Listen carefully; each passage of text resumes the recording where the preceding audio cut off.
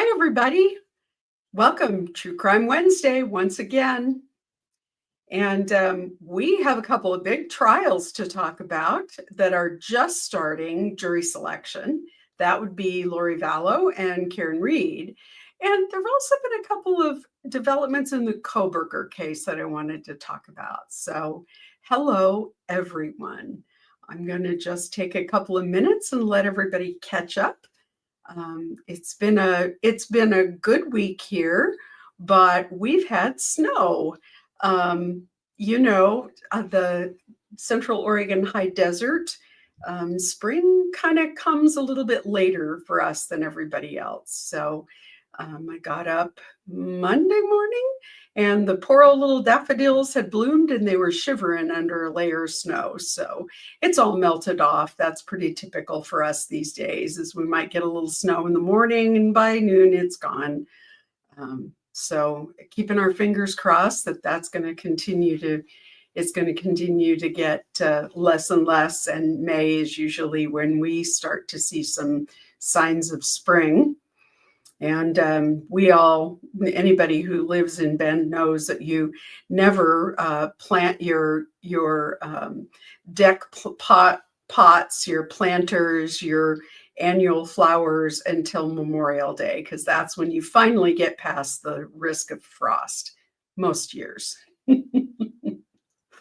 So good to see everybody. Hello, Mary. Haven't seen you in a while. Hi, Julie. I was able to have brunch with Julie while I was in Boise. It was so great to see her, and had dinner with Cheryl, and it was wonderful. So good to see you guys all here. Hi, Jackie.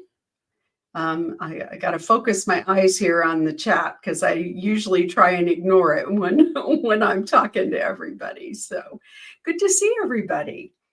So the first big thing I think we ought to talk about is the fact that jury selection has started in both Vallow and Reed. Lori Vallow's jury selection went very quickly, surprisingly, shockingly fast. I would never have predicted that they were going to be able to seat a jury in the first day, but they did. So the judge adjourned until Monday to start opening statements on Monday. I think there were a couple things that the judge wanted to do with the attorneys and Lori, of course. One of those is to do the jury instruction conference, the initial jury instruction conference. Now, they'll be sort of fine-tuning jury instructions all the way through till the very end. And if you'll recall, in her Idaho trials, they had an afternoon where they went through and finalized all the jury instructions. But the initial stab at jury instructions will happen this week. I think the judge had a couple of other things that he wanted to get finalized, final witness lists and some other things, but they are scheduled to start Monday morning. It was interesting to see, I have to say that I don't think Lori is doing too terribly bad, considering that she's not a lawyer, that she doesn't have the kind of training that lawyers have in how to do trials. And, lawyers take an entire year to learn the rules of evidence and then spend the rest of their careers learning to understand the rules of evidence. They're very, very complex. So, for a lay person with a high school diploma, I think she's doing pretty well.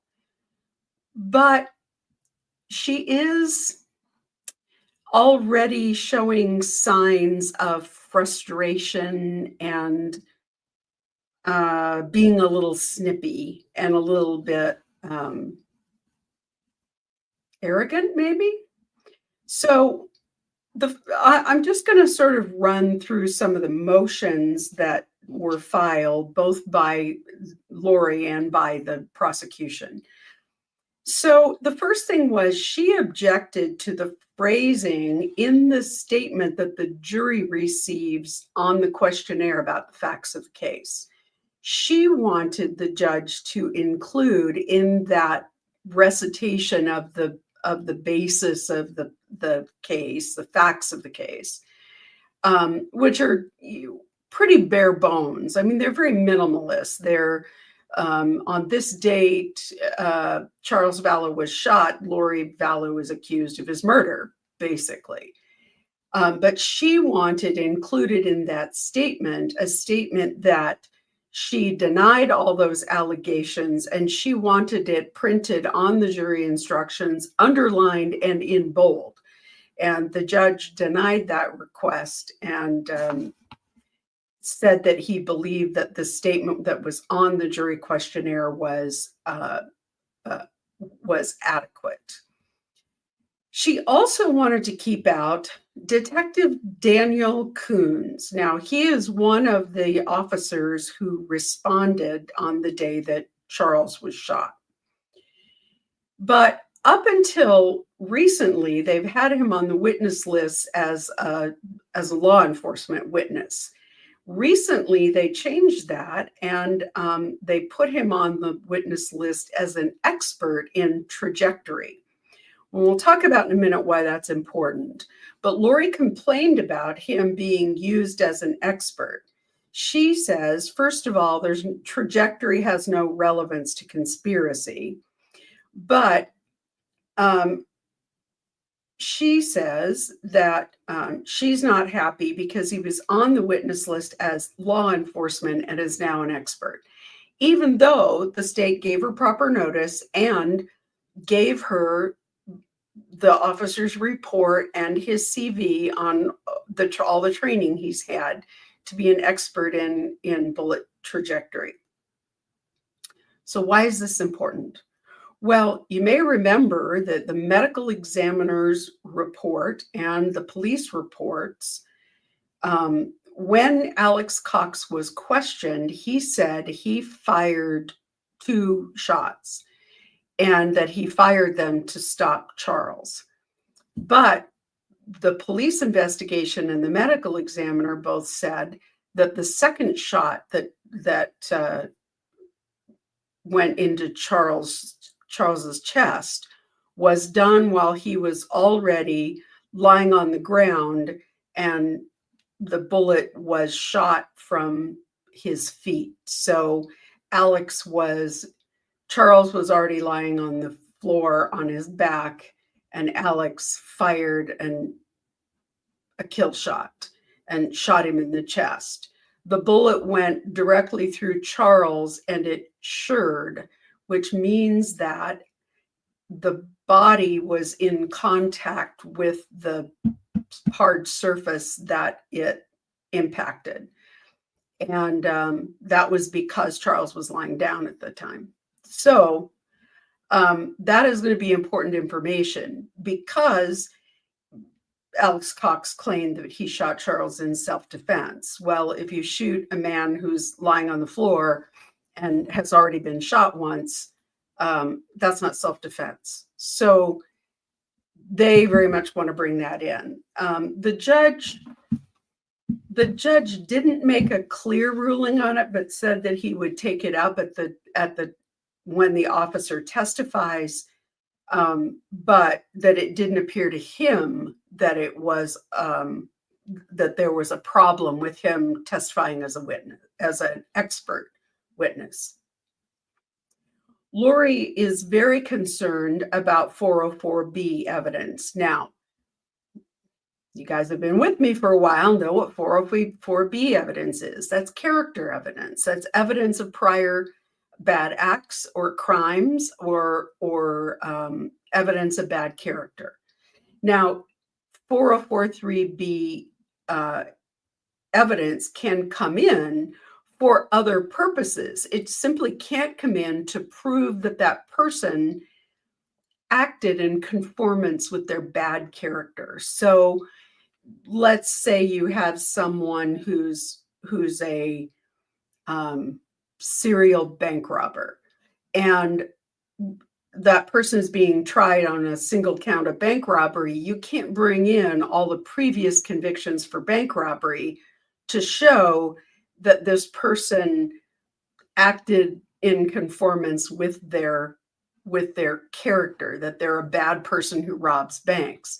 But you can bring it in to show a similar MO or motive or a pattern of behavior. That's why all of the information about Charles's murder came in during the Idaho trial, because they were able to bring it in by saying it showed motive and a pattern of behavior. So she is concerned about not wanting that information, the information from Idaho, to come in. The judge is going to have to make some decisions as the trial goes along about what comes in and what doesn't. She wanted to keep out 3 state witnesses. She wanted to keep out Kay Woodcock, no surprise there, Christina Atwood, and Nancy Jo Hancock. So who are these folks? We know Kay Woodcock. This is Charles Vallow's sister. She was the beneficiary on the life insurance. Christina Atwood was one of the women who was involved in the little group, along with Zulema and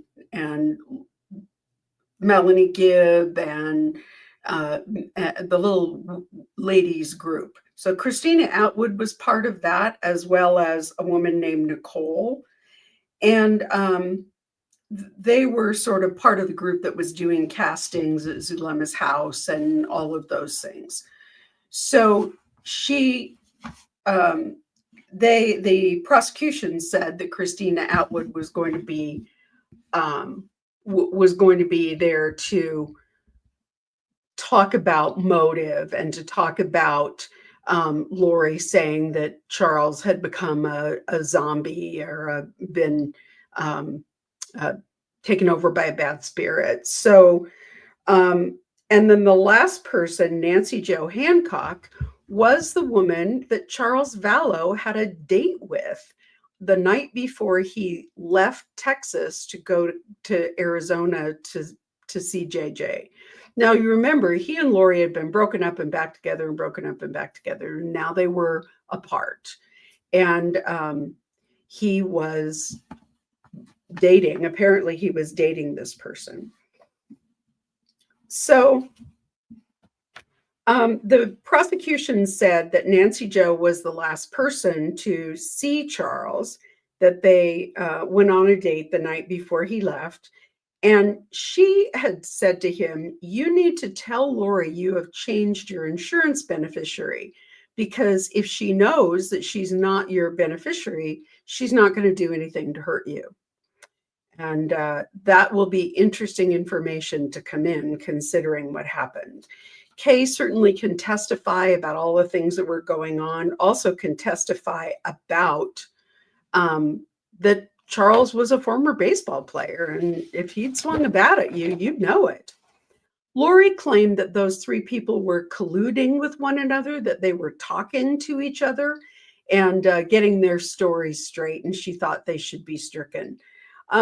These women don't have any particular relation to one another. I highly doubt that they're talking to one another and getting their stories straight.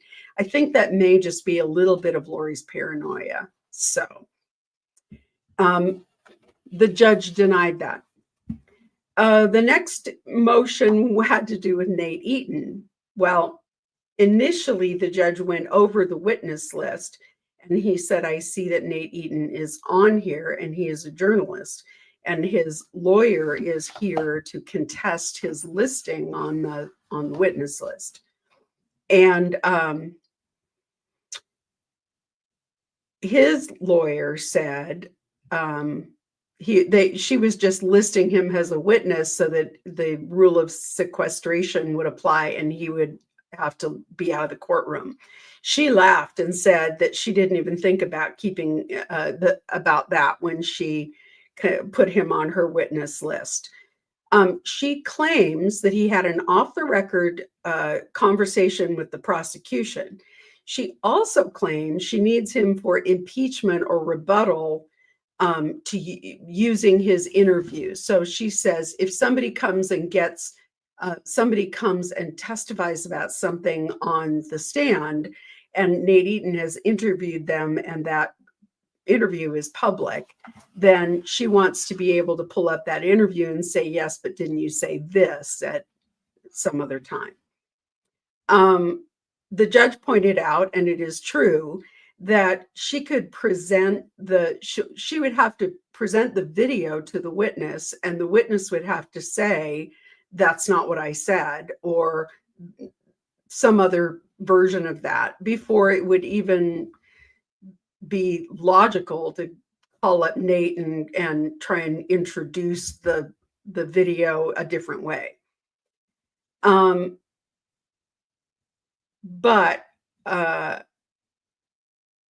the judge struck Nate from the witness list and said that he could be in the courtroom for the trial. And with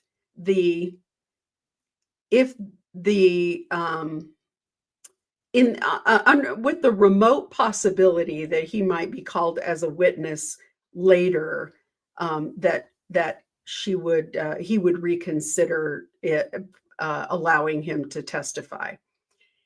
So one of the things that came out in this conversation about Lori's witness list is the fact that it doesn't appear that anyone on her witness list has been served with subpoenas, which is a problem for Lori. So they have no obligation to show up and be available for testimony unless they've been served with subpoenas. And apparently the subpoenas are having to go through the Office of Public Defense Services, which she keeps talking about, OPDS. That's the Office of Public Defense Services. And apparently those subpoenas have to go through them because they have to pay the witness fees and allocate funds to have them served and all of those things. So she's complaining that OPDS has not been moving very quickly. The other place where they have not been moving very quickly. So one of the issues, back to the witness list, the prosecution contacted and interviewed Lori's investigator. It's a little unusual, at least where I'm from, that the prosecution will be talking to the investigator, but I think it's because she's pro se, and that's the best way for them to communicate with her as well. So they interviewed him, and during that conversation, he told them that none of Lori's witnesses have been subpoenaed. None of those subpoenas have gone out. And that in many cases, Lori has not even been able to contact them or to reach them or to find good contact information for them. So the prosecution reported to the court that they as well have not been able to find contact information for Lori's witnesses. I'm not entirely sure which specific witnesses they've been having trouble contacting, but I do know that she wants this Lonnie Dworkin. Now, he is a cell forensic, telephone forensic person. He has been doing some work for her on the phone forensic, but and this is sort of a result of her operating as her own lawyer, and also a result of her not waiving speedy trial, because she had to apply to, once again, to the Office of Public Defense Services, OPDS, for approval of funds to get this expert appointed, this Lonnie Dworkin. she submitted that request in January, but OPDS didn't approve it until March. That's a problem. Now, it's something that lawyers deal with pretty frequently. Defense lawyers deal with getting expenditures for experts and those sort of things approved through OPDS. I don't know if any of this is really related to the fact that she's pro se. I don't know what sort of contact she's had with OPDS. I don't know if it's her investigator. I don't know. But it took 3 months to get her cell phone expert appointed. By that time, she was less than 30 days from trial. And there are court rules that say that you have to identify your experts with 30 days, no less than 30 days before trial. And you have to provide the other side with reports and information, your expert CV and their report of what they're going to testify to at trial. Well, Lonnie Dorkin hadn't finished his work yet. In fact, I don't think he has yet finished the work that she asked him to do.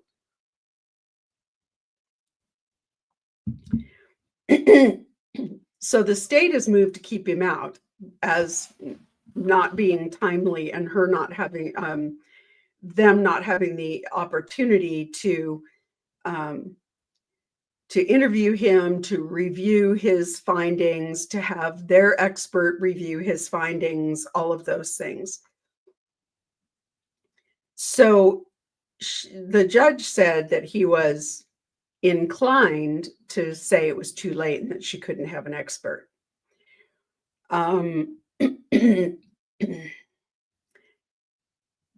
So that led to this interesting little exchange. So I'm sharing my screen, so let me know if you cannot hear it.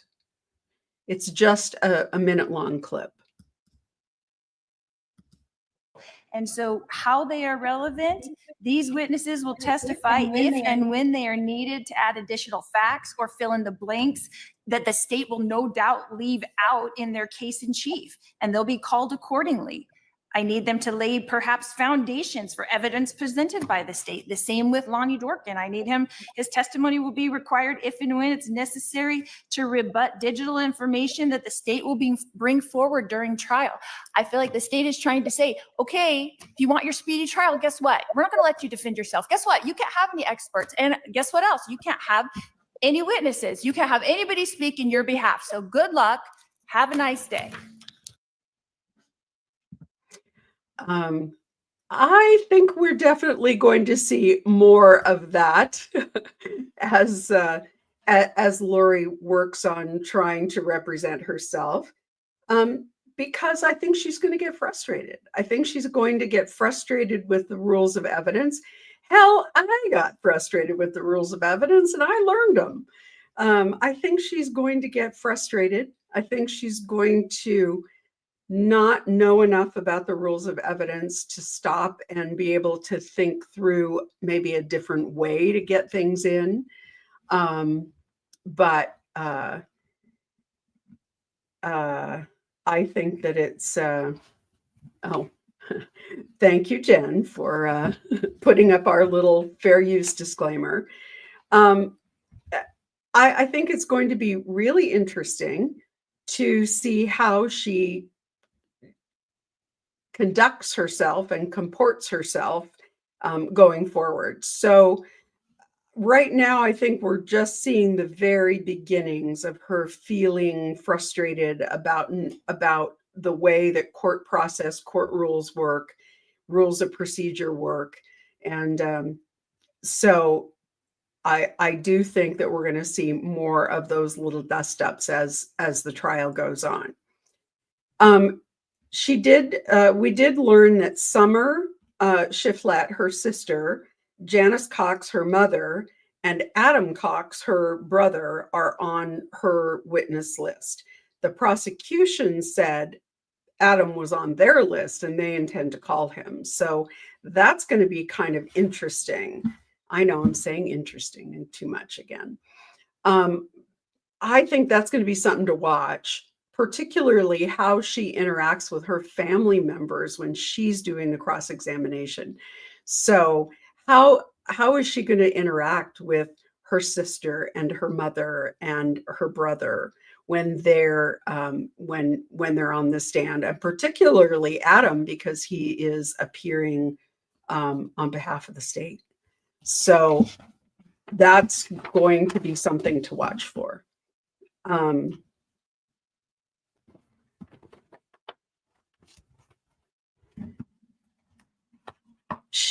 Lori's frustrated, and understandably so.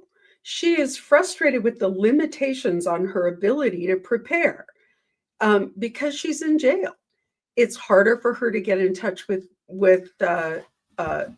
people. It's more difficult for her to get in touch with her investigator. It's more difficult for her to get documents in and out. It is slow, but this is the consequence when you are convicted of a crime. So she's already been convicted of 3 murders. And so you lose some of your rights to the freedom of movement that other people enjoy. And so it was also funny because she wanted to revisit the issue of restraints. So apparently the way it was described in court was that the sheriff's department had created either a report or a recommendation, I'm not entirely sure, about courtroom security. And so they said, if we placed armed deputies at the exits, we wouldn't necessarily have to have her in restraints. The last conversation that the judge had with her a week or so ago about the issue was that she would remain seated at counsel table. She would be able to get up and go to the podium when it was her turn to examine witnesses. And she would have to give documents to her counsel, her advisory counsel. And that lawyer would have to walk those documents up to witnesses or up to the judge, and that they would require the same thing, that the prosecution do the same thing, so it doesn't look different. The two sides don't look different, but that she would not have to wear ankle shackles or handcuffs. She wouldn't have to wear the leg brace device, but that she would have to wear what he called a track belt, which is a taser belt, essentially, that somebody in the courtroom will have a remote control and could trigger it if she becomes a security risk. So that was what the judge's order was earlier. Well, then apparently the sheriff put out this report or letter or whatever, saying if there were 2 deputies if there were deputies at all the exits, maybe they wouldn't have to have her in restraints. And so, okay, I got to sneak in here and put this one up.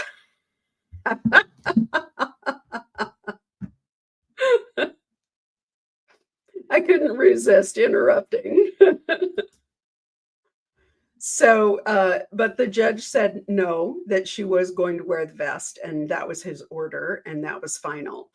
I have to say during this, well, I want to get onto a couple of other things, because she had a couple of other motions that I thought the judge did a very patient job of dealing with. First of all, she filed a motion to dismiss the case for violation of confidential information. Now, she claimed that the jail and the prosecution had violated her right to have confidential, her Sixth Amendment right to have confidential conversations with her appellate attorney in Idaho. So as they went through it, as it turns out, the appellate attorney set up a phone line or a set up with the Arizona jail that his phone number would be used for confidential attorney-client discussions. But then what happened was the lawyer was using different numbers to call the jail and different devices. And so they weren't keyed as being attorney-client communications. That means that the jail didn't realize that they were attorney-client communications, and those text messages got shared with the prosecution. Now, the judge looked at the text messages and said, I really don't see anything in these messages that looks particularly attorney-client privilege protected.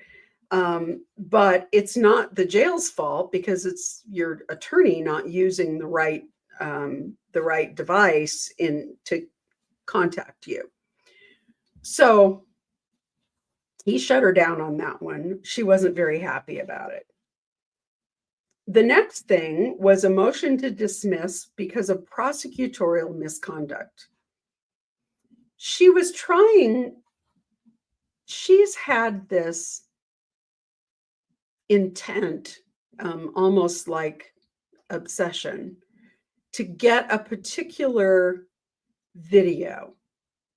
Now, I am not sure whether this particular video is her interview with Chandler Police or whether it is the video, the interview that was done the day that Charles took her purse and she went to the police department and Melanie and Tylee were with her and they talked to the police and she finally agreed to go get a mental health evaluation, and the police agreed that if Charles would drop off her purse at the police station that they would get it back to her. I think that's the recording that she's trying to get. So the prosecution keeps saying, we got everything and we gave it to you. So then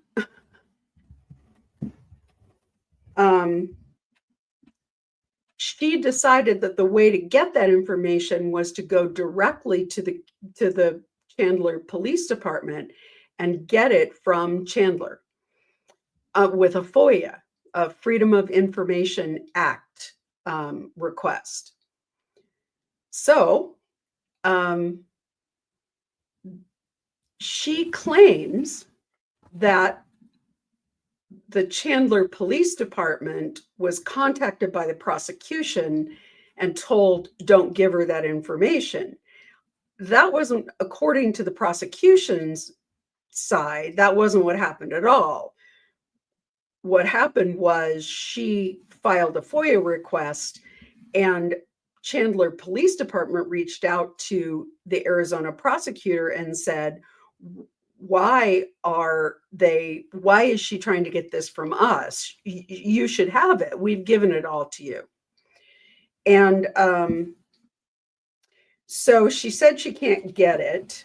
The judge said there's a process if your FOIA is denied for you to get information. But he wasn't going to give her legal advice about how to do that. She also claims that the prosecution gave legal advice to Nate Eaton. So what the prosecution says and what the judge really found was that when Nate Eaton contacted them, because he was on the witness list, they said, you have to be served before you have to appear. So Lori said, well, that's not legal advice. And the judge said, no, that stating the law is not legal advice. And I think he's right. You can say you have to be served, and that's not legal advice. That's just stating the rule. So the judge said it's not an ethical violation, it's not misconduct, and that Lori was jumping to conclusions. Lori was concluding that because Nate Eaton was challenging his being on the witness list, that the prosecution must have put him up to it, basically. And so the judge denied the motion, and that was when Lori sort of muttered, of course, under her breath, kind of, typical sort of mean girl, snotty, of course. And the judge has been very patient, but he does get a little frustrated with her. He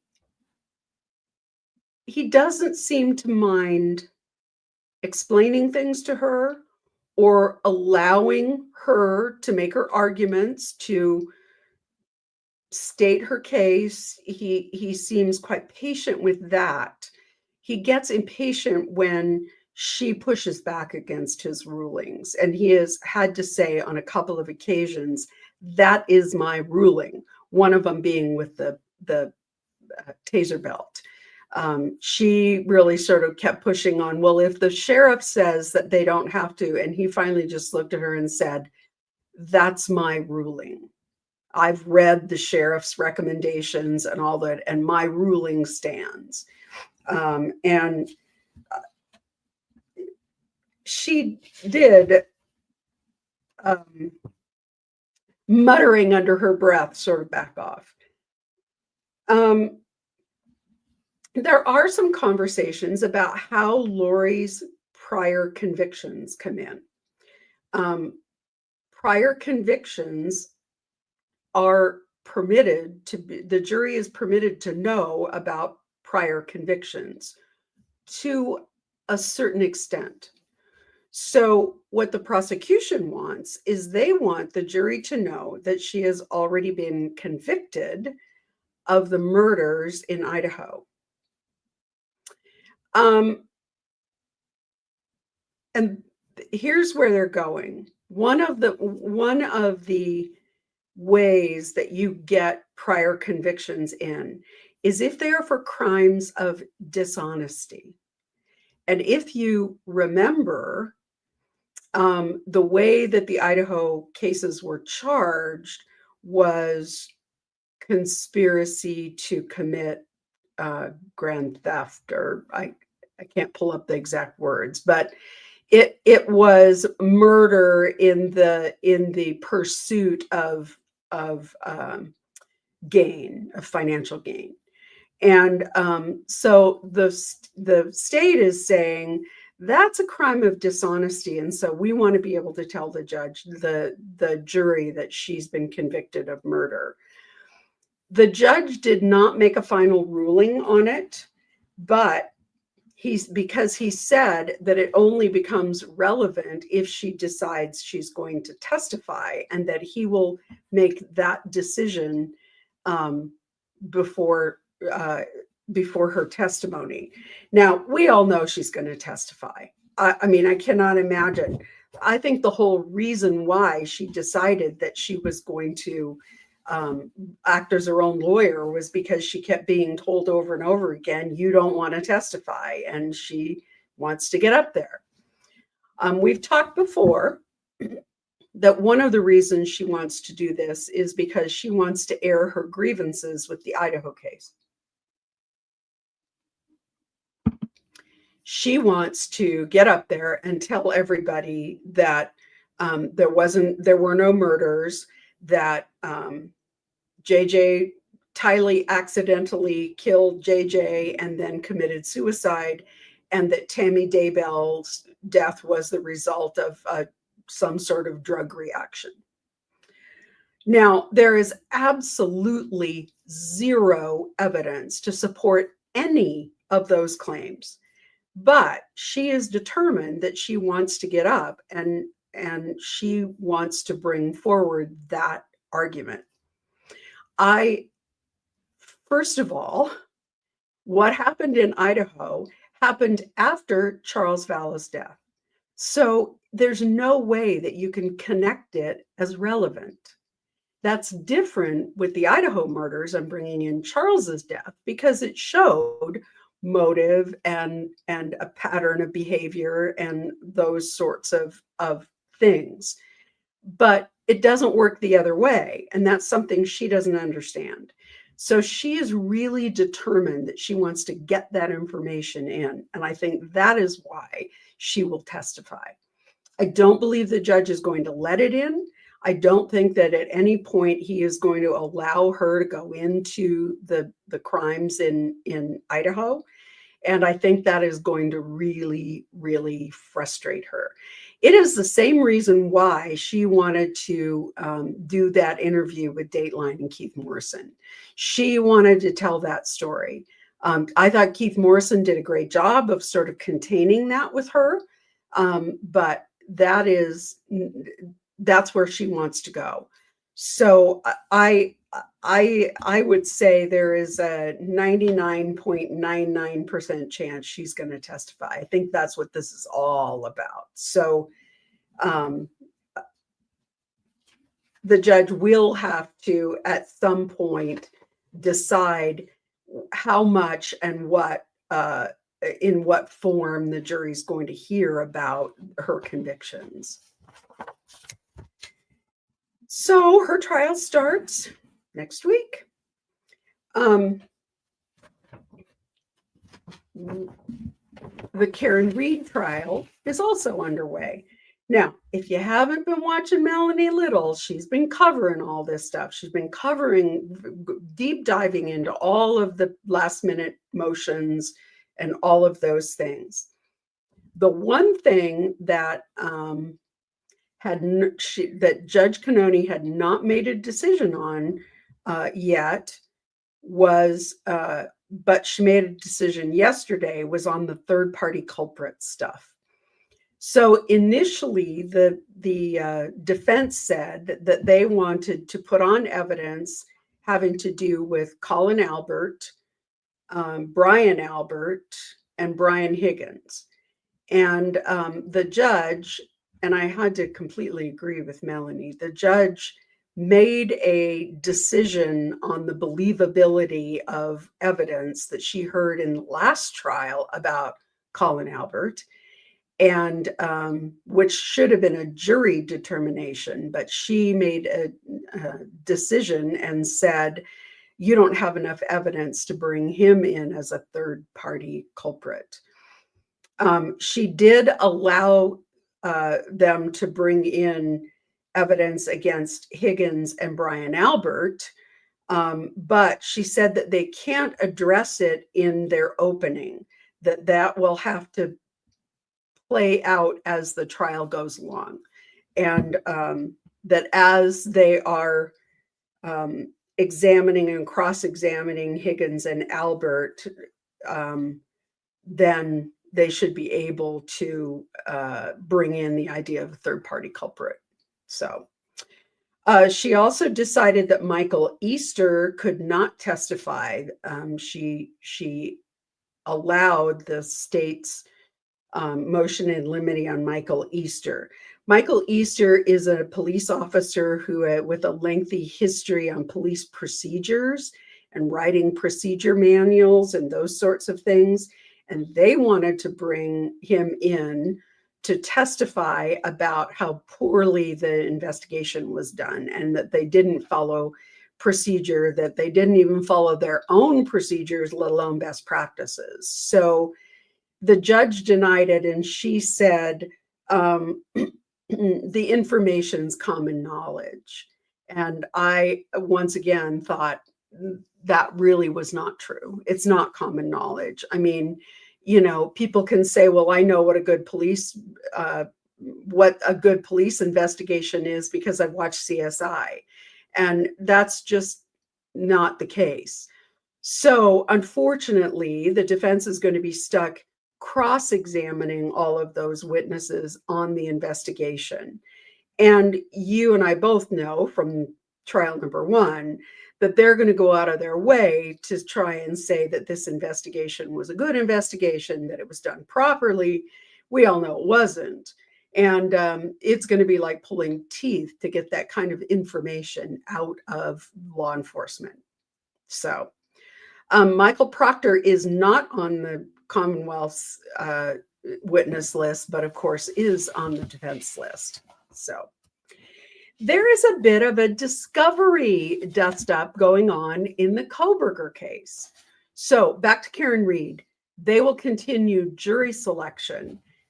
There's no telling when they're going to get a full jury. I was shocked at how quickly the Vallow case got a full jury.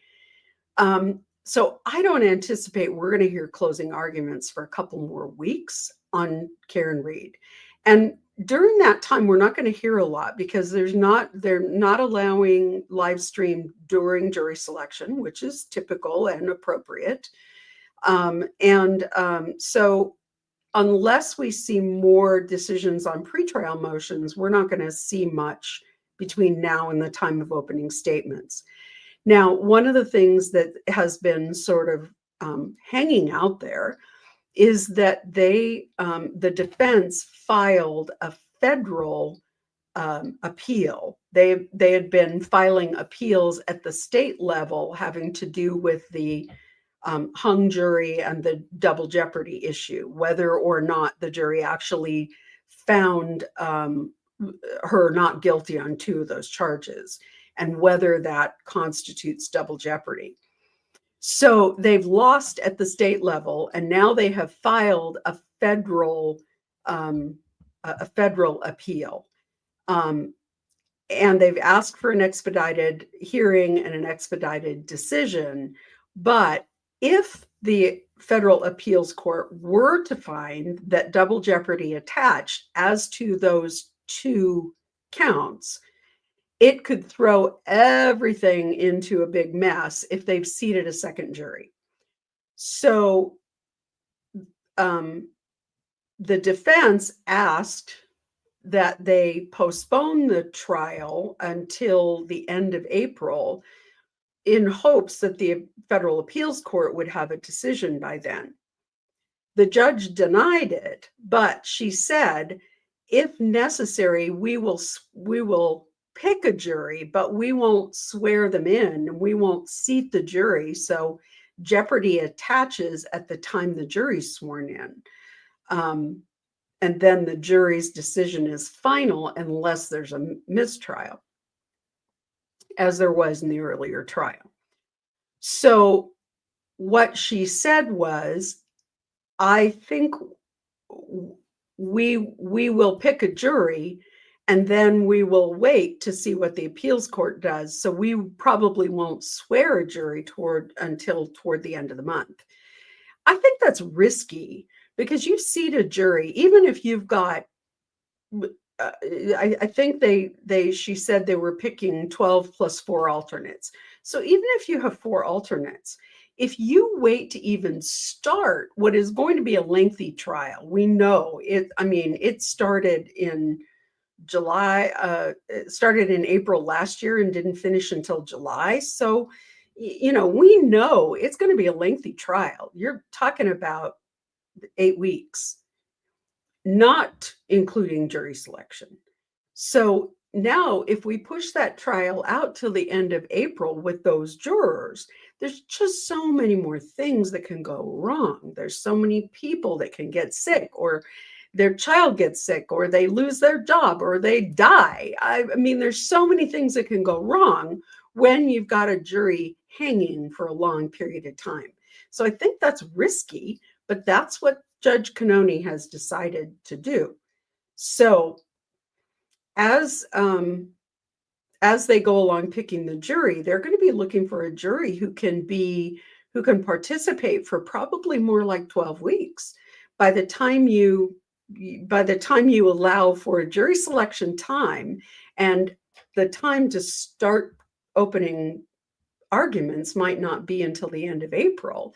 And then you're going to tack another 2 months on the end of that. So, and that's a real hardship on jurors. Even if they're not sequestered, it's a hardship on jurors.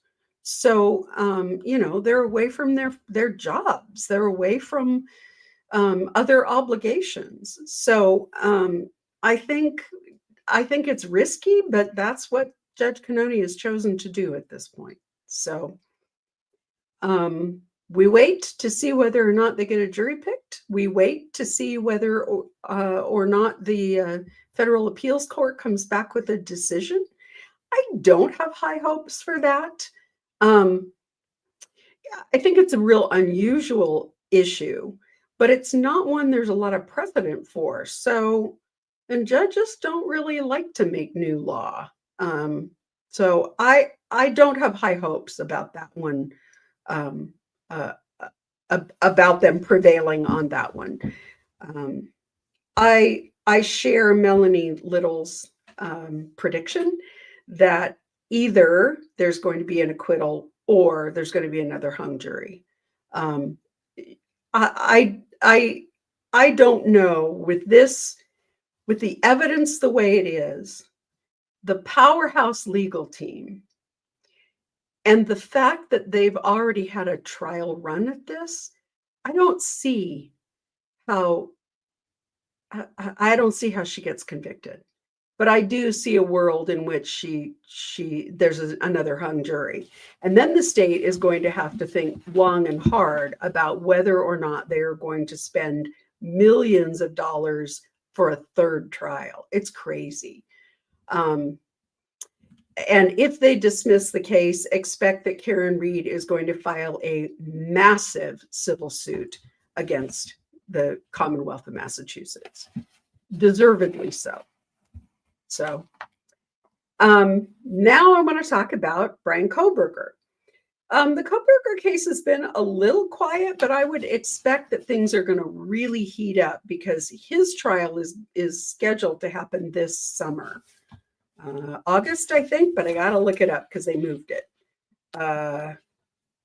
August 11th, 7/11, August 11th. And they have set aside time for that big courtroom in Ada County where Lori Vallow's trial was, all the way through the 1st of November. So they're anticipating it's going to be a long and rugged trial. Ann Taylor, who is Kohberger's lawyer, she's a public defender. And earlier this year, she was hired or appointed or promoted, I'm not quite sure how it works in Idaho, to be in charge of all of the public defenders statewide. So this is probably one of her last trial cases, but she's going out with a bang, no kidding. So there is an issue that has come up, and it is a discovery issue. And to be honest, I don't know that we have enough information yet to make a clear determination or have clear thoughts about it. But I'm going to pull up a couple of documents because I wanted to share them with you. So here's what's been going on with Kohberger. Hang on, I got to get my screen sharing here.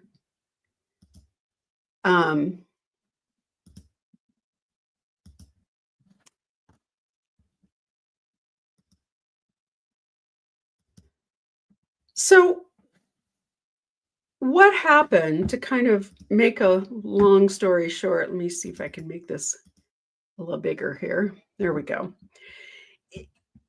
And there's a lot of really technical language in here. And so just trying to boil it down to its smallest parts. There is a type of phone data, and it is called timing advance records. Okay, now y'all know I am not a technical whiz kid, but apparently this is sort of like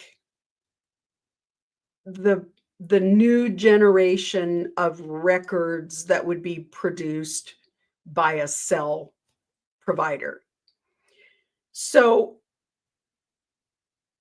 the defense has said for quite a long time now, you have stuff you haven't turned over to us. We know that there is phone data, there is cell data that that we know you have and you haven't given us. And the prosecution keeps saying, we've given you everything. So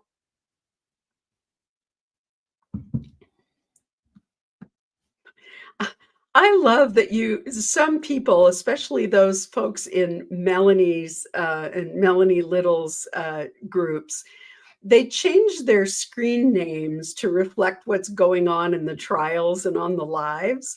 And so they're really cute. This one is Alessi Never Sleeps. I can't, oh, there it is. Alessi Never Sleeps. Yeah. So I love that you guys do that. I get a really big kick out of it. I know Melanie does too. So here's sort of the nuts and bolts of what happened. The defense kept saying, we know you have stuff you didn't give us. And the state keeps saying, no, we don't. And so the state filed a motion saying, we need you a motion to compel this discovery, and contending that they were purposefully withholding it. So then the defense got a little bit annoyed. And so they said, these records were not routinely provided in response to legal demands prior to June of 2023. After June of 2023, AT&T started providing those records and began retaining timing advance records for 13 months. They contend that prior to that, they were only holding them for 7 days. So here's what the prosecution says. At this point, timing advance record they point out that that their search warrants to AT&T were executed on December 23rd of 2022. That was right after Kohberger, or right before Kohberger was arrested.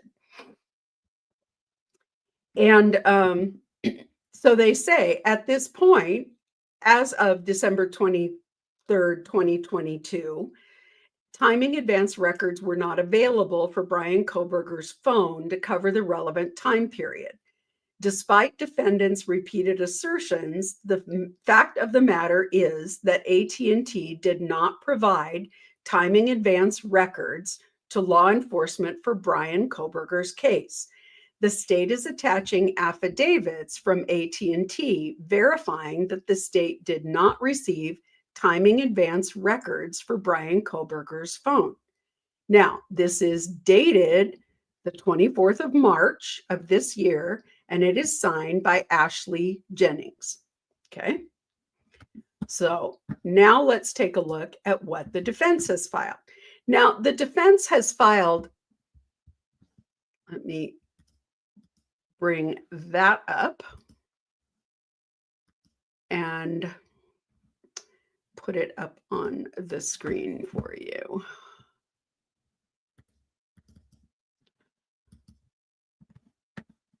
And make it big enough to be able to read. Whoops, that might be a little too big. So this guy, Cy Ray, is a very well-known cell phone expert. And what's really interesting about him is in his career, he has never testified on behalf of the defense. He's always been a prosecution witness. And he's testified hundreds of times for the prosecution.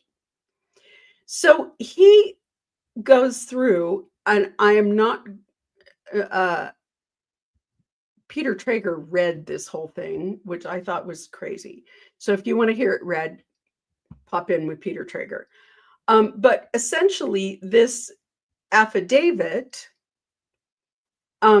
says that this guy is an expert and that he understands and has actually developed software to analyze information that comes from AT&T, and he understands how it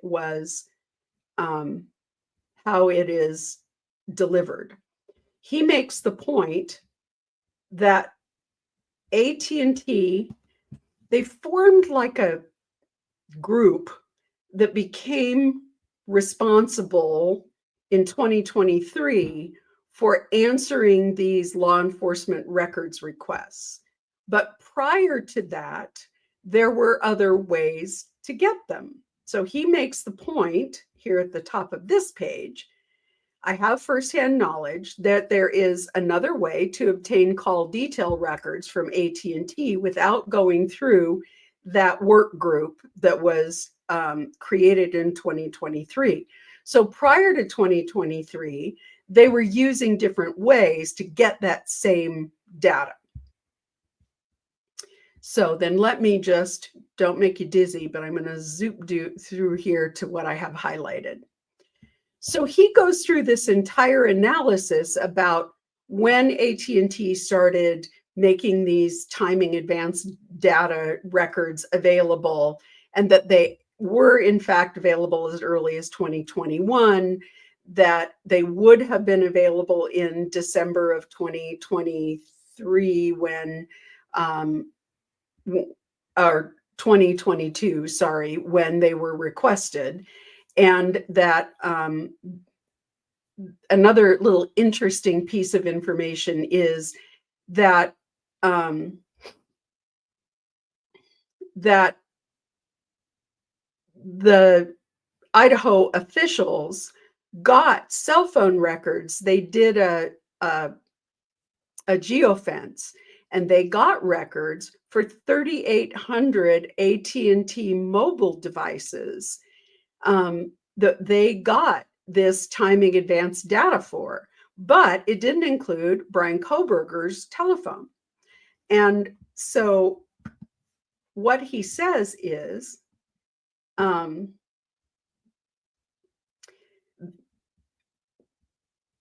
one of the things he points out is that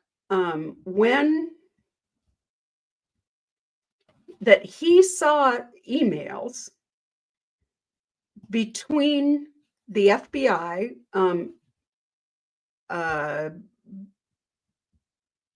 the guy's name is Balance, Nick Balance, and Mitch Balance, I think. He was on the Lori Vallow case as well. He's their FBI cell guru. There were emails between the local police department, the detective in Moscow, and Nick Ballard. And Ballard was reminding him, when you request your warrant, be sure to ask for and gave him the specific verbiage of what to ask for. So the the prosecutor was in on that loop of emails, because it was Nick Balance reminded the detective, and then the detective went back to this particular prosecutor, Ashley, and reminded her that she needed this specific verbiage in order to get in her warrant, in order to get what they were looking for. So they say it shows her intention to request it, but did she? I don't know. We haven't seen the warrant, so we don't know whether she actually followed through and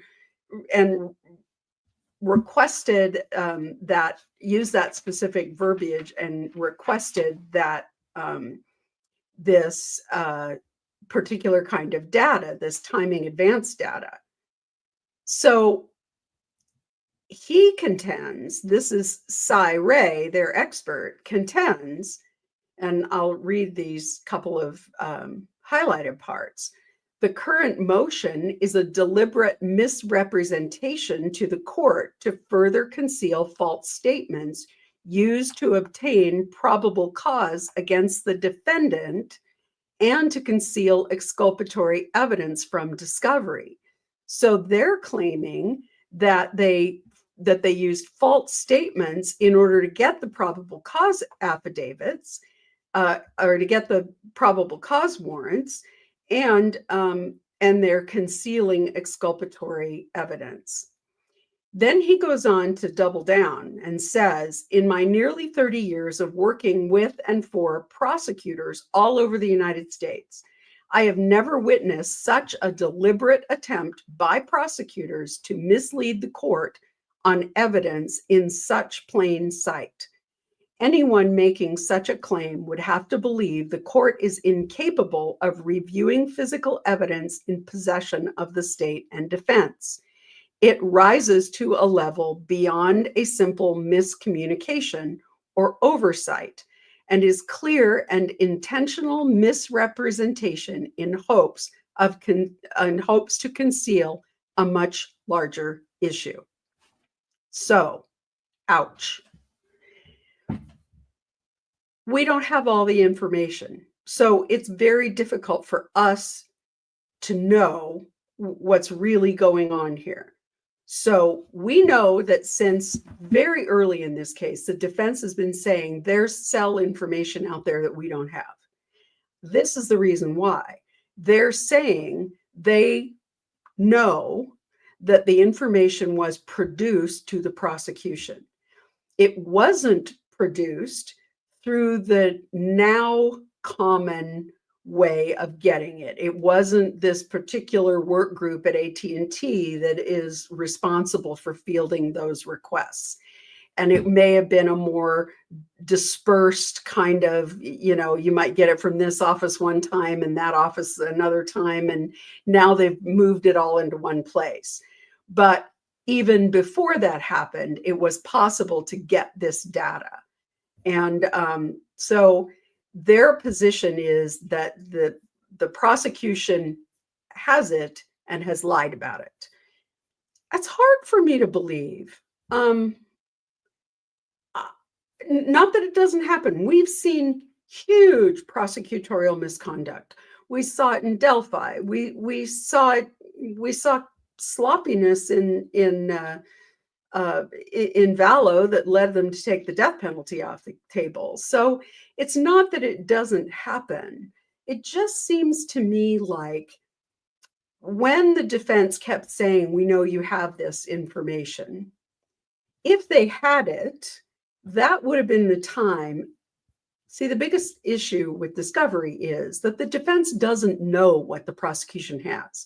That's why the discovery rules say the prosecution has an affirmative duty to release, to turn over everything, because the defense doesn't know what they don't know. They don't know what to ask for.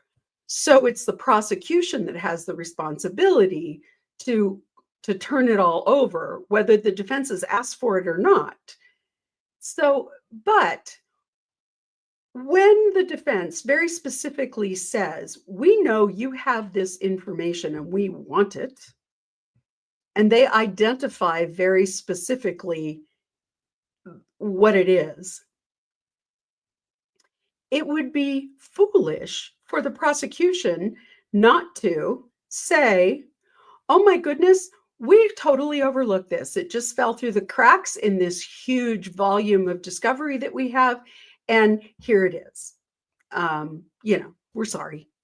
We're really sorry. But the defense has been filing motion after motion after motion to get production of that phone record. And it's sort of been like, where there's smoke, maybe there is fire, because they keep asking and the prosecution keeps saying, oh, no, we gave it all to you. But this, if what this expert is saying can be corroborated, it's a smoking gun that shows that this prosecutor gave the court,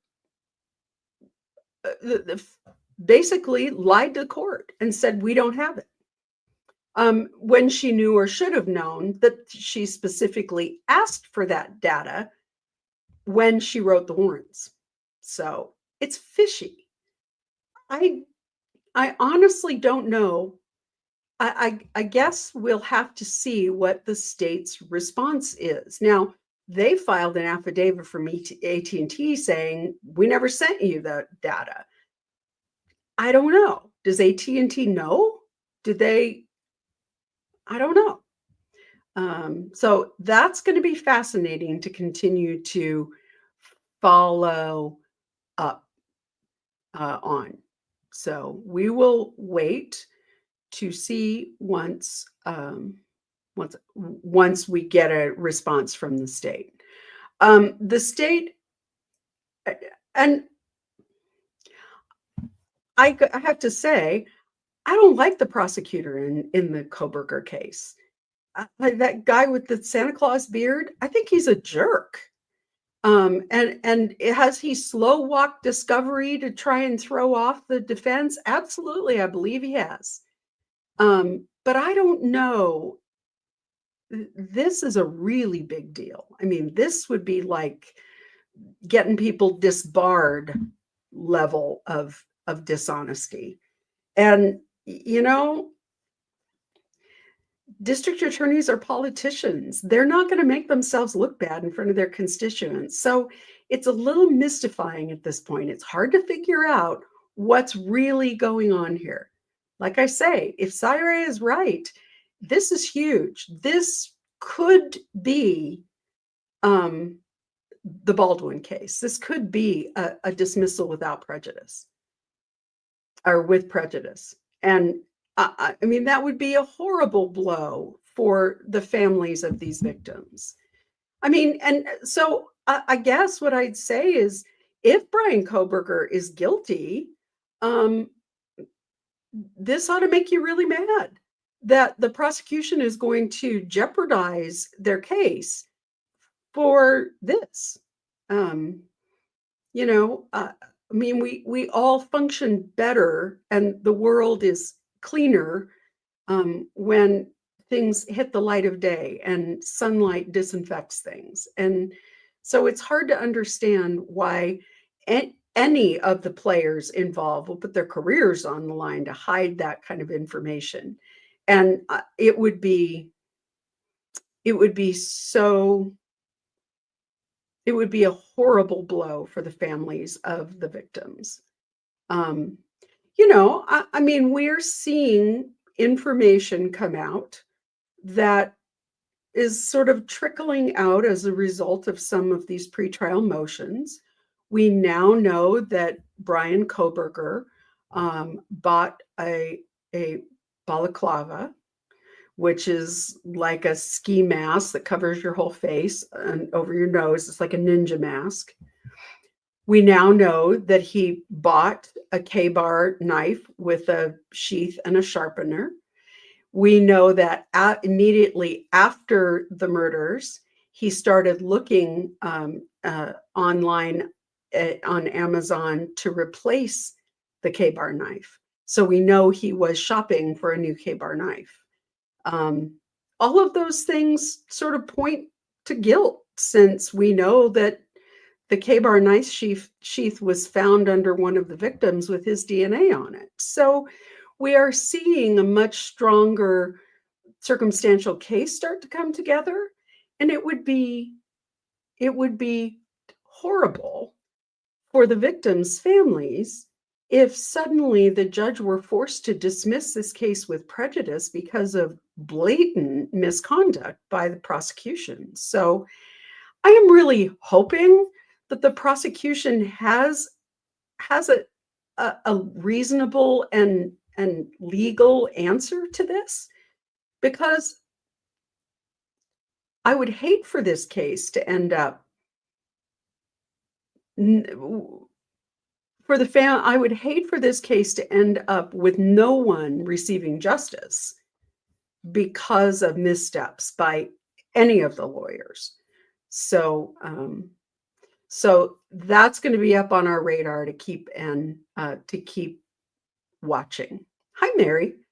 Could the defense have missed it in all the data that's turned over? Yeah, it's always possible. We're seeing these days you know, terabytes, 20, 30, 50 terabytes, which is like a warehouse full of, if it was on paper, it would be a warehouse full. We're seeing in these cases, because of there being so much data, so much digital data, emails, voicemails, phone calls, pictures, and text messages, and you name it, and then you pile on top of that GPS data, and you know, I mean, the digital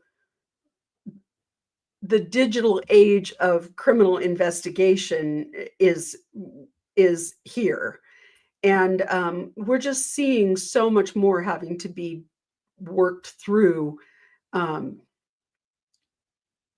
That it's always possible that data gets lost. But I wouldn't expect the defense to say, it would be one thing for the defense to say, we don't believe that we got all of the digital data. It's another for the defense to say specifically, we want this specific data, which we believe you have, from Brian Kohberger's phone. It's more specific. And for me, what that says is they've been through that and they're pretty sure that that data is not there, that report or that download isn't there.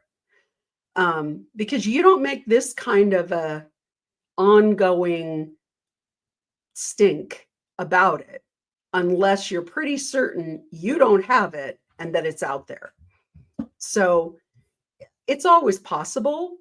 I mean, people are human. Defense attorneys and their support staff and their investigators are human. And as you go through all that stuff, you know, it's an overwhelming amount of information, and it's got to be organized and sort of cataloged in a certain way, and so that you can find it again, and maybe you save it so it's searchable, and you know, there's all of those sort of pieces of dealing with the technology and the technology to deal with the technology.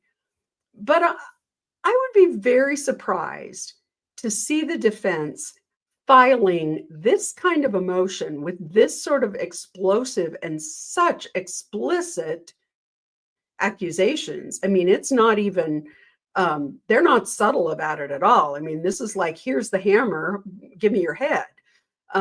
You know, I mean, this guy is saying it rises to a level beyond a simple miscommunication or oversight and is clear intentional misrepresentation in the hopes to conceal a much larger issue. So you don't get out that gun, that big gun, unless you know that you're right. So I would be real surprised at this point if the state were able to just walk over and say, oh, here's the receipt where we sent it to you. I would be really surprised if that was the case. I mean, I wouldn't be surprised if the state came back and said, oh, oopsie, we found it. We didn't realize we had it, and it was in all this stuff and yada, yada. I mean, you know, that is their typical response. But it's surprising to me it's gotten this far. Because when the states or the defense starts making these motion after motion after motion looking for this stuff, you know, they're not going to let go of it, which means that the state really, if they have it, you know, even if they were holding it back or slow walking it, that would be the point for them to cover their butts and say, oh, we found it, and, you know, no harm, no foul. But we don't know. And yeah, I mean, Bo Peep says, I thought the prosecution turned over 16 terabytes. If Ann Taylor looks deep, maybe they'll find it there. It's possible, but, you know, like I say, by the time you bring out this kind of language and you make these kind of statements, it's got to be because you're pretty sure that they got it and you don't have it. So I think we're ready for some questions. So, and let me know if there's anything else y'all want to talk about. I know that there's another trial out there. It is, can't even remember the guy. It's the German man who's being accused of murdering his wife. Melanie Little has been covering it very extensively, and there are a couple of places that are streaming it. I'm just looking for this guy's name, which I can't remember. Turk, Tuerk. His first name is Ingolf. He goes by Harry, I guess. And I just really have not had the time to listen to the full streams. I listened to the opening statements. I listened to the victim was his wife. And it's, there's a lot of salacious pieces to it. There's a lot of really explicit text messages and some other things, but I haven't really been following it. For one thing, I didn't really think that it was that it had a lot of really interesting legal issues that you all might be interested in. So we do have a couple things coming up in the next month, in the next couple weeks. We have Tiffany Adams, that is the grandmother from Oklahoma who is accused of having killed her grandchild's mother to keep the mother from getting custody, along with 4 other people. And that is a pretrial conference on the 16th of April. And it appears that they're going to try and set a trial date at that point. A couple of the co-defendants have already rolled over, and I don't know if we'll ever see a trial on this, because I'm thinking that the evidence against them is pretty damning, and they probably they may plead out. And then on the 28th of April, we have Corey Richins starting. Corey Richins is the woman who is accused of murdering her husband by putting fentanyl in his Moscow Mule and then writing a children's book about the death of a parent. So those are coming up, and I definitely will be trying to keep closer track of those. But Reed and Vallow and to some extent Kohberger have sort of been the ones that I've had on my radar the most. So what kind of questions have y'all got for me?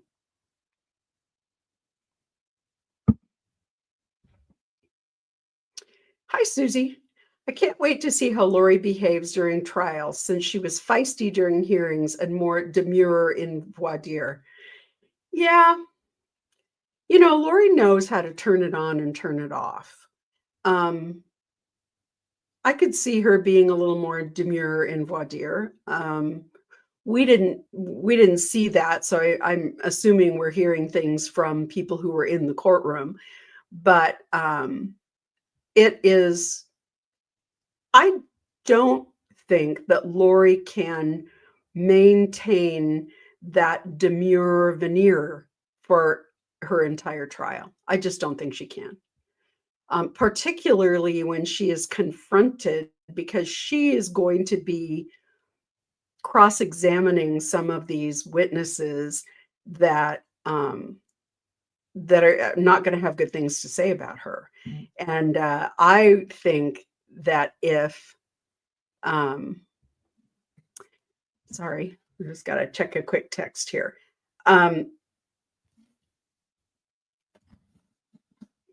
Thank you. Jen was telling me to pull this document down and get it out of the way. I don't know that she can maintain that demure veneer for her entire trial, because some of the people that she is going to be cross-examining are going to be people who have very clear opinions about her and her responsibility for Charles's death. And she is going to have to cross-examine them, and they're going to push back. And when that happens, I just don't see her being able to maintain that sweet little demure LDS mom persona for a whole trial. I think we're going to see her lose it.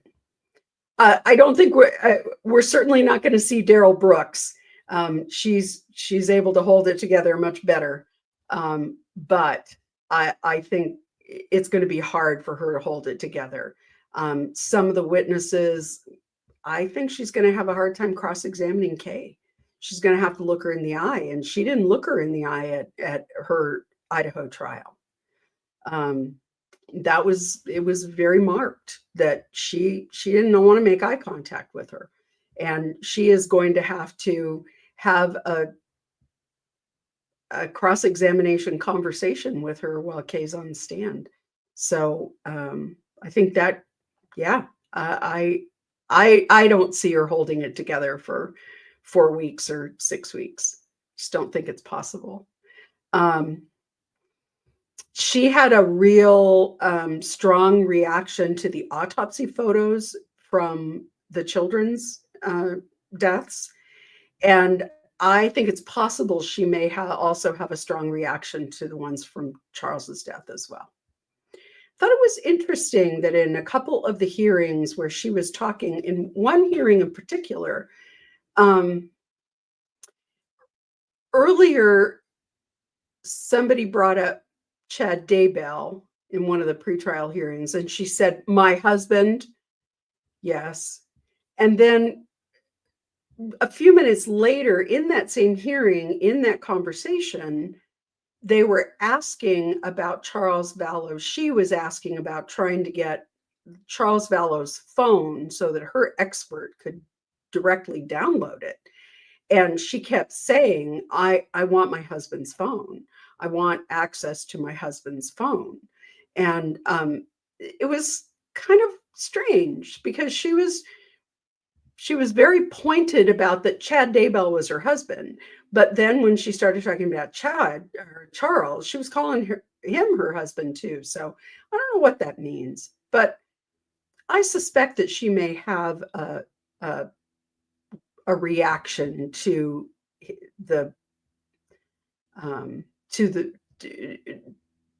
all of the pictures and the autopsy photos of Charles. I think those are hard to see of someone you know and love, regardless of whether you were in the middle of a divorce or not. So, and she definitely had some strong reactions. So, other questions?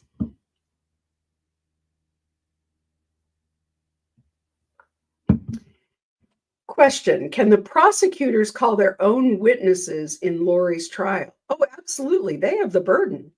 Lori doesn't have to call any witnesses. It's the prosecution has to call all of those, all the witnesses. So the prosecution can call anyone they want.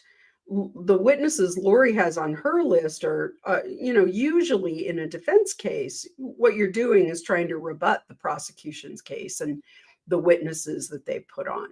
So the prosecutors can call anybody they want. They've got Adam her brother Adam on the list. And, they must feel that he's got some things to talk about. He was the one who flew into town to try and do the intervention for Lori. And, I think the prosecution's got a pretty good case. So I don't think they're at all worried about Lori calling witnesses. I mean, she's got a handful of witnesses she wants to call, and half of them she can't even find. I think the only ones she's really going to be able to bring in are going to be her mom and her sister. And the judge is going to limit, just like the prosecution can't bring in 404B evidence to say she's a really bad person and that's why she did this. She cannot bring in character evidence to say, I'm a really good person and I could never have done this. So 404B cuts both ways. So she is not going to be able to call her mother to the stand and her mother to say, I can't imagine Lori ever doing this. She must have been crazy, or there must have been some provocation, or worse yet, this is not something Alex would have ever done. So the judge isn't going to allow that kind of information in because it's propensity evidence, it's called, or character evidence. So, yeah, but they're going to call all their own witnesses.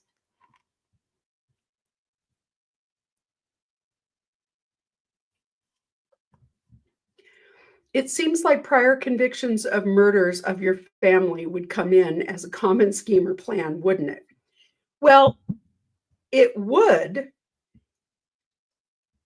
It did the other direction because Charles had already been murdered and in Lori's trial, they could say, look at this thing that happened before. That shows a common scheme that she intended, or there was a motive for her to kill the children. It's not as clear cut going the other direction, being able to say, well, she must have killed Charles because then several months later she killed her children.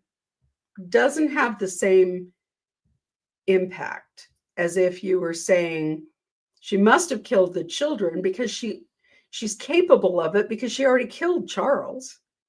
And not only does this show she was capable of it because she already killed Charles, but there was a common scheme. They were getting rid of people who were in their way. First it was Charles, then it was the kids.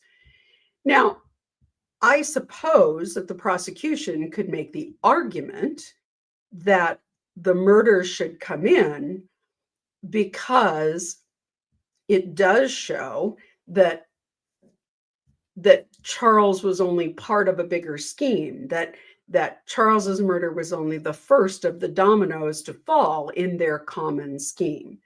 So I believe that the judge is going to allow the jury to know some information. Now, whether the judge is going to allow the jury to know that kind of information, I don't know. That's a tough call. And it could go either way. And it definitely could be the basis for appeal. That's the kind of decision that, it's kind of on a knife edge. Because it's always an issue of, is this information more probative than prejudicial? So you can't bring in information that's going to prejudice the process so much that she can't get a fair trial. That's the balance. So I don't know what the judge said some of it's going to come in, but it's going to be what he termed sanitized. I don't know what that's going to look like. Is it going to look like him saying she's been convicted of felonies in Idaho, or she's been convicted of murder in Idaho, but not permitting them to delve into the circumstances? I don't know. It's going to depend on the argument that the state makes and kind of the way that the case is developing. That's one of the reasons the judge said he didn't want to make a clear decision until they were further along in the trial. But that is a tricky ruling. That is one of those evidentiary rulings that's very significant and so important for the judge to make the right call. It will have a lot of weight either way.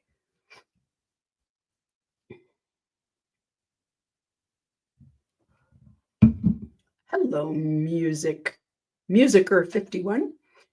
The judge in Lori's trial seems not to react much when Lori gets snarky with him.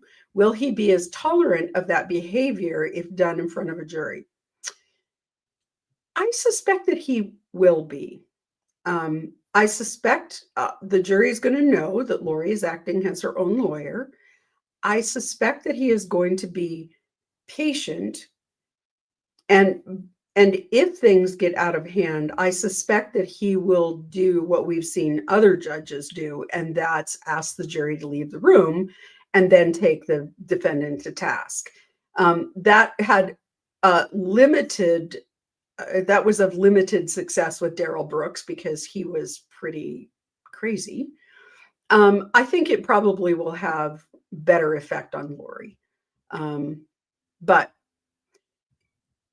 Lori is a manipulator, and she is going to see how far she can push this judge. So she's getting a feel for it right now about how far she can manipulate and push this judge, which doesn't appear to be too far. But I think he's going to continue to try and stay as even and as patient and as even in his tone, even if it's just an act, even if he's seething inside. He is going to appear to be the umpire, and he's going to be the one he will definitely, as we saw when she tried to push back about the taser belt, he will say, that's my order and it's final.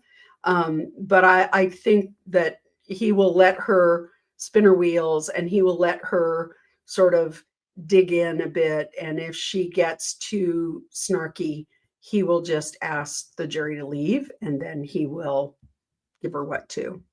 Yeah. So what else? Please, could you explain the scope of standby counsel, both in relation to pretrial, behind the scenes, and actual trial? What can standby counsel do?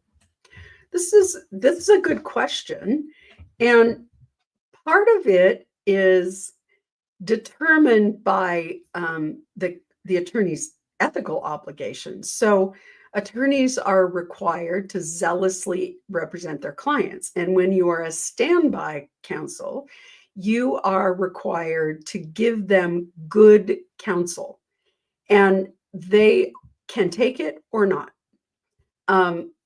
So when you hire a lawyer, you're still in charge of the case. You make the major decisions in the case, but your lawyer does have much more influence over those decisions, and your lawyer gets to control things like the evidentiary questions and scheduling questions and those sorts of things.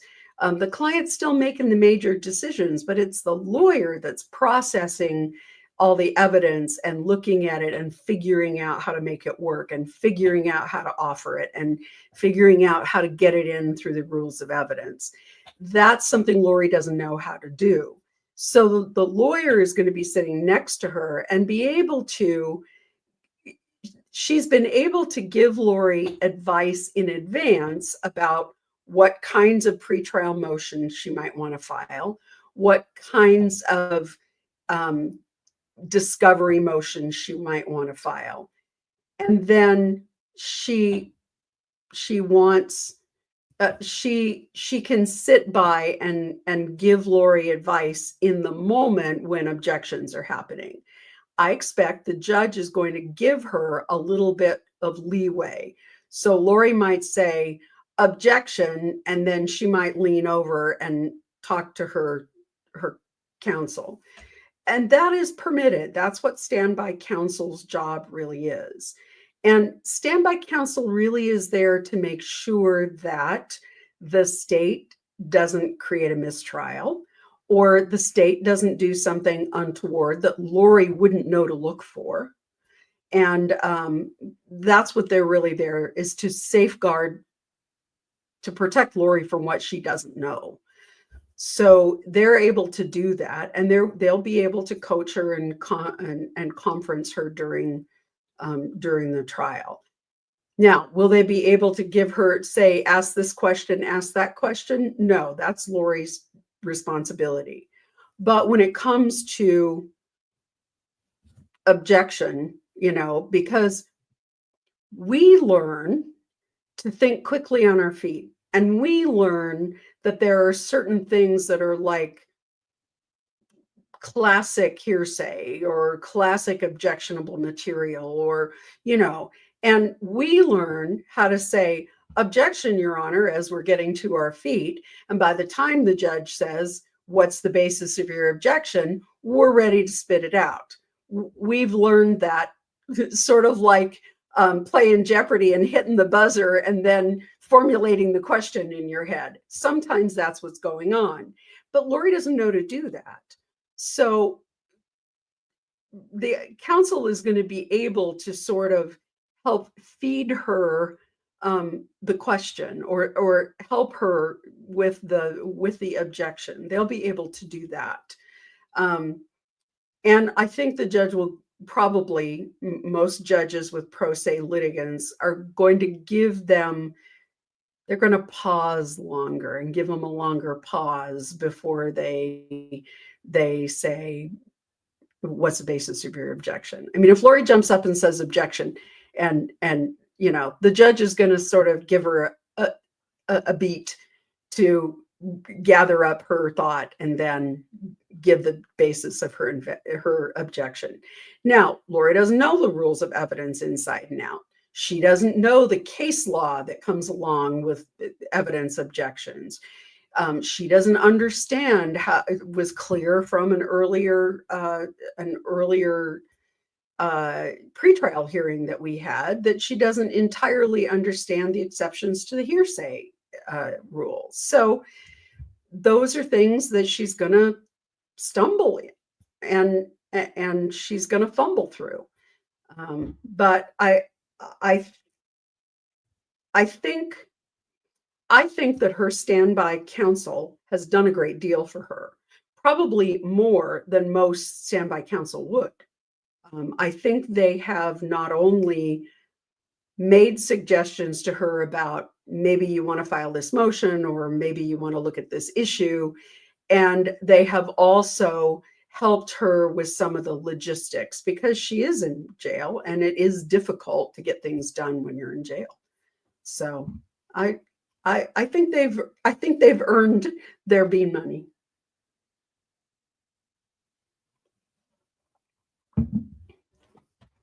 I still wonder about that ID card found inside a glove, inside a box, when law enforcement confiscated Brian Kohberger's related articles at his home in PA.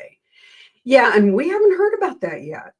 But, we hadn't heard about some things that are coming out in the pretrial motions. I mean, we had not heard that his Amazon purchase history proved that he had bought a K-bar and bought a balaclava. We didn't know that. We didn't know that he had searched Amazon right after for a replacement. And those are huge pieces of evidence. So I know that they have been playing those cards close to the vest to the public. I mean, they're not permitted to play those cards close to the vest with the defense. They have to provide those things. But I know they have been being very cautious about what they've released. So I think we're going to see a lot of evidence that we have not seen before in the Kohberger trial. And that's very different from Vallow. And here's the reason why. Back when Lori Vallow left Arizona and went to Idaho, all the journalist creators started trying to get FOIA, Freedom of Information Act information out of the law enforcement in Idaho. And they were very quickly rebuffed, because Idaho's FOIA law includes a provision that says they don't have to turn over information to you if there's an ongoing investigation and it's pre-trial. And so they just flatly turned everybody down. But what happened was Arizona and Idaho were trading information. So pretty much everything Idaho had, Arizona had. And when creators and journalists did a FOIA request to the law enforcement agencies in Arizona, they do not have a pretrial exclusion. So Arizona turned all of that information over. And when they did, then everybody saw it, all the text messages, all of that stuff. They saw all of it. Her iCloud account, the Amazon shopping, all of that stuff we got because we got it from Arizona. But we're back in Idaho, and Idaho won't release any of that stuff. So I think we're going to see quite a few things that we didn't know about at the trial, including that ID card inside the glove.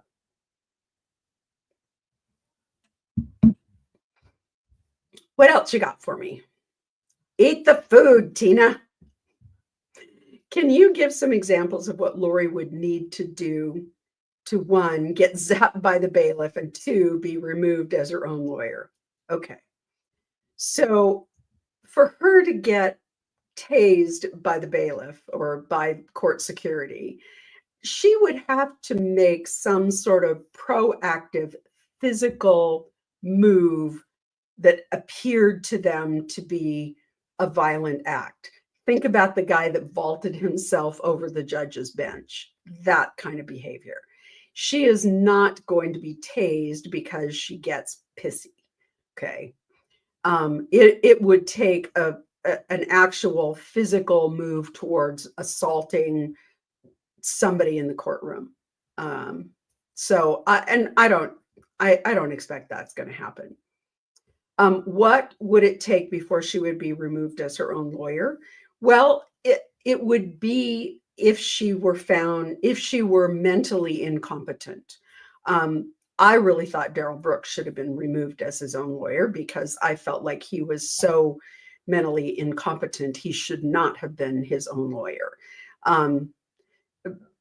And I think that would have been an example where the court could have said, he was in that really strange gray area where sometimes he was competent, sometimes he seemed like he wasn't. He was kind of in and out. And I really felt from the beginning like he should have received some restoration treatment to become competent because he was pretty far out there. But in order to do that, you have to have their cooperation, and I don't think he would have cooperated. So I don't see Lori being removed as her own lawyer, and I don't see her getting zapped. I really don't.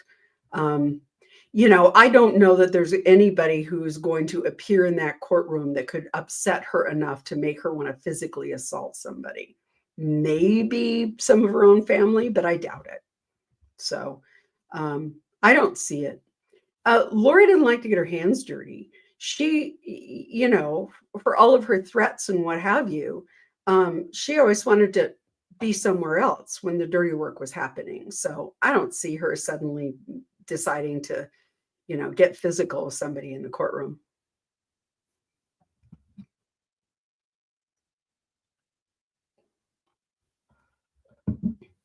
What else do you have for me? Wouldn't she have copies of the autopsy photos in the evidence she's been given? It really depends on, she certainly will have seen the autopsy photos, but she had seen the autopsy photos of Tylee and JJ. And I think she had chosen really not to look at them. I think that when her attorneys had those conversations, she sort of, she didn't really want to see them. And I think she'll be the same with Charles. And then the question is, we always worry, and this was something that was always a problem when I was a defense attorney and representing clients. They want all their discovery, but then that discovery is potentially floating around the jail. So then you worry about, well, if let's say it's a drug case and the state used a confidential informant to bust this person. And now the confidential informant's in jail too. Well, do you really want the discovery floating around in the jail and perhaps compromising this other person or creating conflict between your client and the CI? You don't, you know, you have to be careful about what goes to the jail. And so often the jail will say, we will, and especially like with Sarah Boone, somebody who's supposedly representing themselves, the jail will say, you can keep all your discovery, but anything that is privileged or is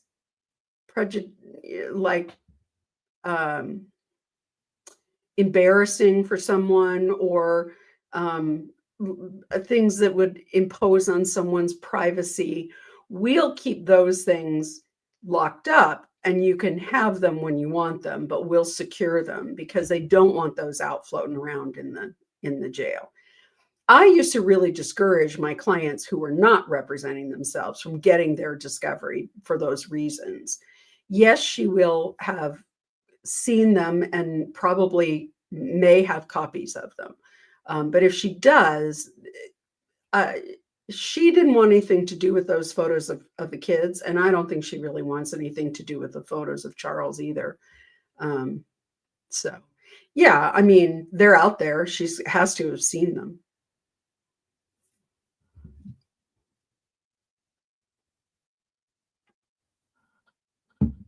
Do you think Lori will tag team in her consulting attorney when difficult cross happens? She can't. She cannot. She cannot. It is not a tag team where the lawyer can tap in. That's not the way representing yourself works. And that's not the way advisory counsel works. Advisory counsel can sit next to you. They can help you navigate objections. They can do those sort of things. They can help you figure out how to get documents admitted. There's a whole, there's a little dance you do every time you get a document admitted. You say, Your Honor, I'm offering exhibit number 1. What's the purpose of the exhibit? Can you show it to everybody? Does the other side have any objections? And there's this whole little dance you do every time you get a document admitted. The attorney can help her with that. But the attorney cannot jump in for her. And what the judge said was, Lori, if you remember in, what's his name from Las Vegas, Hellis, he represented himself. He was able to get up and get on the stand and just do this narrative of his side of the story. The judge said, Lori is not going to be allowed to do that. She needs to write out questions that her advisory counsel will ask her, and then she will answer from the stand. The prosecution will be able to make all of the appropriate objections, and it will be done in that fashion. So, which is one of the reasons why she's not really going to be able to get deeply into the whole what happened to Tylee and JJ thing, because she's going to be proscribed by those guardrails. But she can't jump in. So, Carol Renner, I see your request for me to turn on closed captioning, and I will do that. Thank you. Thanks for the reminder. Y'all know my husband is very hearing impaired, and I should have had them on, and I apologize for that. So I will make sure that we have the captions on, because a lot of people rely on them, even people who aren't hard of hearing. Sometimes people like me talk too fast, or I use words that, legal words that aren't necessarily in everybody's vocabulary. So I'd be happy to do that. Thank you for the reminder. What else you got for me? Do you think Lori wanted mostly men on the jury thinking she can still charm men? I think that's a factor. I think for Lori, it's always a factor. I don't know if it's charm them, but I think that she's emotionally manipulative. And I think she thinks that she has a better chance of manipulating men.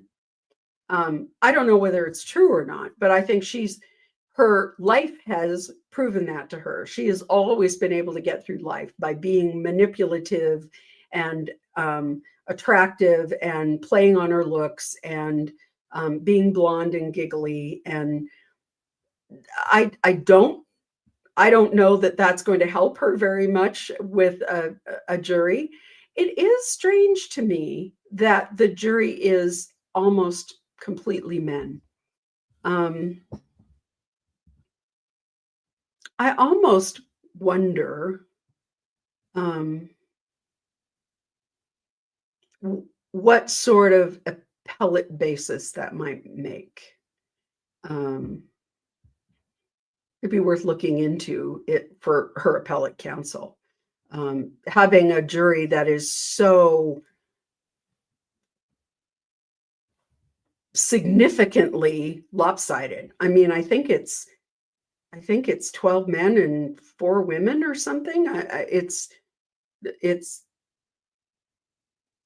very disproportionate. So I don't know. It might be an appellate issue at some point. We'll see. I mean, if she isn't as readily able to manipulate men and they find her guilty, maybe maybe that would be I need to appeal because there were too many men on my jury and they didn't fall for my stuff. So yeah, I mean, it's something to think about. Remember body cam capturing Charles saying, "She said, I'll kill you too." And the officer didn't catch Lori saying she'd already killed someone. Can that come into this trial?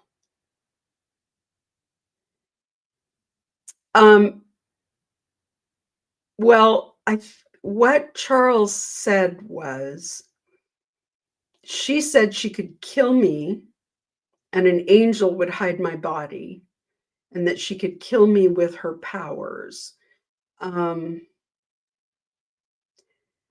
I don't remember anyone any time saying Lori said she'd already killed someone. Now, I do know that there are people who say that Lori told them she killed Joe Ryan. There are people out there, some of her friends from Hawaii, April Raymond, and another friend, who believe that Lori was involved in Joe Ryan's death. Joe Ryan was Tylee's dad, Lori's third husband. And they had been in a protracted, years-long custody battle over Tylee. Since Tylee was 3, though that stuff was still going on when Tylee died at 16, and she was 3. But I don't remember there being anything specifically about her saying she'd already killed someone when she was threatening Charles. So, a lot of people have wondered about whether Lori was involved in Joe Ryan's death and whether Charles suspected that she'd been involved. So, but I don't think concretely there was evidence that she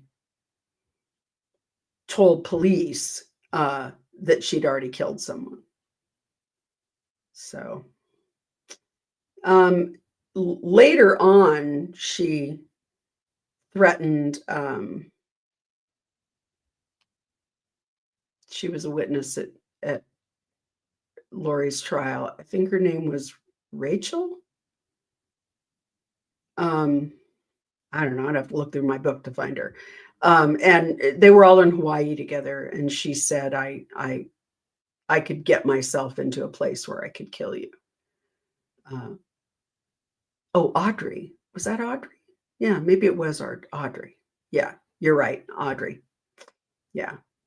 So, you know, there certainly were threats, and there certainly was talk about killing people, but I don't know that there was anything definitive while the police were talking to Charles. I do remember him saying, and I'm sure we're going to hear all of that at trial. I do remember him saying, she threatened to kill me. She told me she'd have an angel hide my body. And he made it clear that at different times she said different things. So sometimes she said, I'll kill you. And at other times she intimated that she was going to do it with her powers. So the police didn't take the whole I could kill you with my powers thing seriously. And maybe they should have taken it more seriously, because ultimately they did kill him. So I'm sure that the police who were involved in that interview will always feel a sense of regret. You know, we all do. During my career, I lost clients to self-harm and lost clients, lost at least one client to a very horrible domestic violence situation turned murder. And, you know, they're the ones that always stay with you. So I'm sure those officers carry some regret. Hey, Rachel. Thank you, by the way, for keeping me up to date on the Oklahoma case. I'm really interested in that one, and we're going to get a pretrial here in a couple of weeks.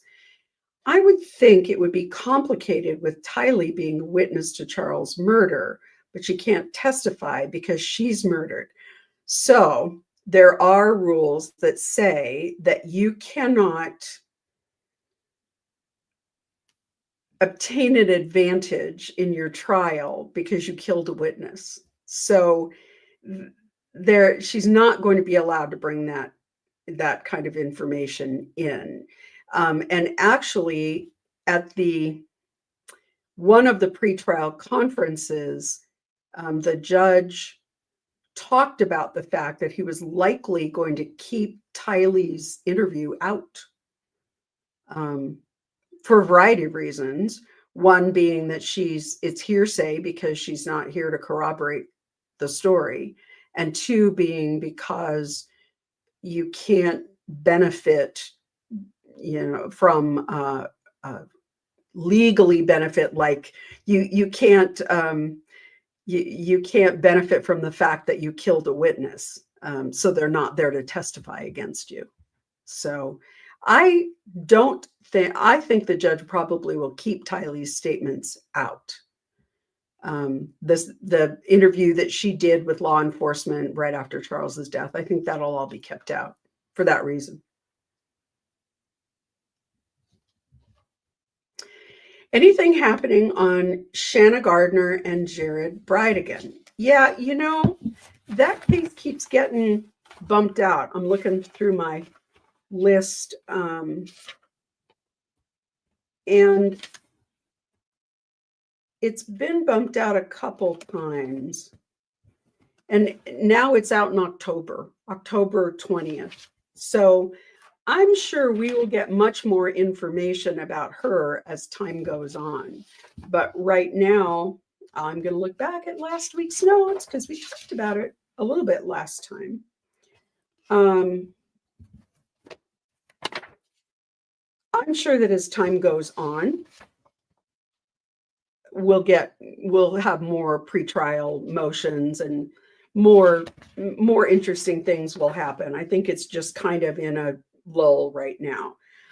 Her lawyer, Jose Baez, who also represented Jodi Arias and is pretty famous, keeps accusing the state of withholding evidence and withholding discovery.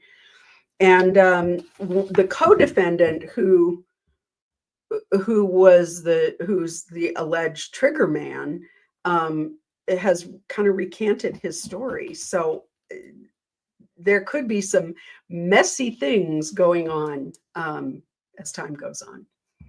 So we'll cover it when things break. So, well, we are to the end of 2 hours. We're a little bit over. So anybody have, Jen, you have one last pressing question that can't wait? Otherwise, we will, no, she's shaking her head. So otherwise, we will be back next week. By that time, we should have opening statements in both Vallow, and we should know a little bit more about how things are going in the Reed case. I don't expect that they're going to seat a jury as quickly as Vallow did. They might get a jury this week, might go into next week. And then we'll see where they're at with starting, because it could be a while. Yes, if you had questions that I didn't get to, please post them in the comments and I will go through them. I usually sit down with a cup of coffee and go through them in the mornings. So, I can answer them there.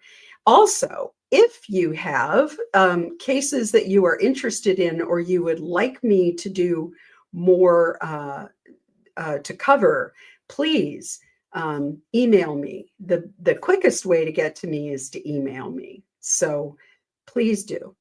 I love hearing from all of you, and I get sad when I open up that email account and I don't see any emails. So feel free to reach out and let's chat. Thank you all for being here. Thanks for everybody who has been enjoying the book. I want to remind you one more time, if you have a book and you would like a book plate, a signed autographed book plate for it, please drop me an email with your address. I don't share them anywhere. They don't go anywhere except that I get them so that I can address a card. But feel free to do that. I'm happy to share that with you.